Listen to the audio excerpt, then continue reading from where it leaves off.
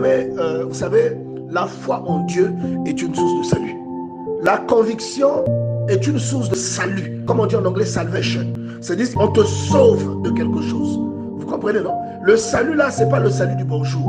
C'est le fait d'être sauvé. Donc quand vous croyez en Dieu, il y a une condamnation qui était sur vous à cause du péché adamique, qui ne jouera plus aucun rôle. Pourquoi?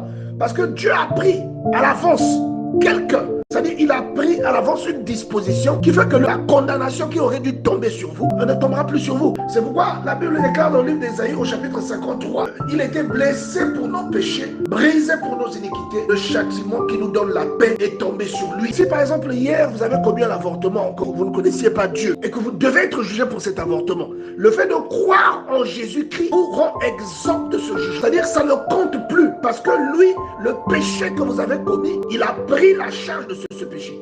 Cette charge-là est descendue sur lui cette fois-ci. Vous comprenez? C'est pourquoi la Bible déclare dans le livre d'Ésaïe au chapitre 53. Et c'est par ses meurtrissures que nous sommes guéris. Donc c'est parce que lui, il a été blessé. C'est parce que lui, il a souffert que la guérison est venue dans ma vie. Et là où j'aurais dû souffrir, je ne le pourrai plus. Pourquoi? Parce que je crois en lui.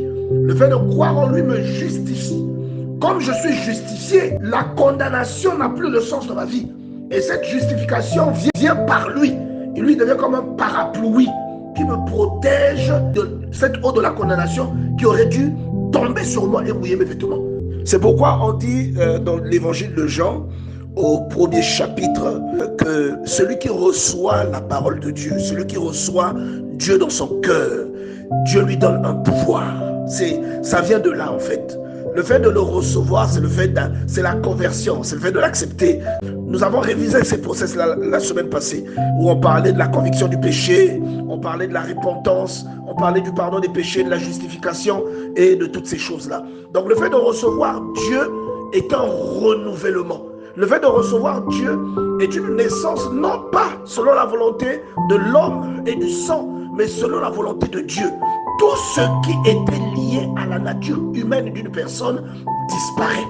Est-ce que vous comprenez? C'est-à-dire toutes les condamnations, tous les reproches que Dieu aurait pu faire à ce que la nature d'une personne a semé, toutes ces choses tombent directement sur le Seigneur Jésus-Christ. La Bible dit mépriser et abandonner les hommes de douleur et habitués à la souffrance, c'est-à-dire Dieu a envoyé un avatar, Dieu a envoyé une illustration qui devait réaliser quelque chose qu'aucun être humain ni aucun esprit, que ce soit dans le ciel ou sur la terre, ne pouvait réaliser.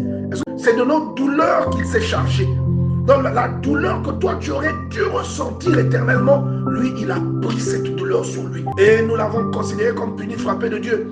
Mais il était blessé pour nos péchés et pour nos iniquités.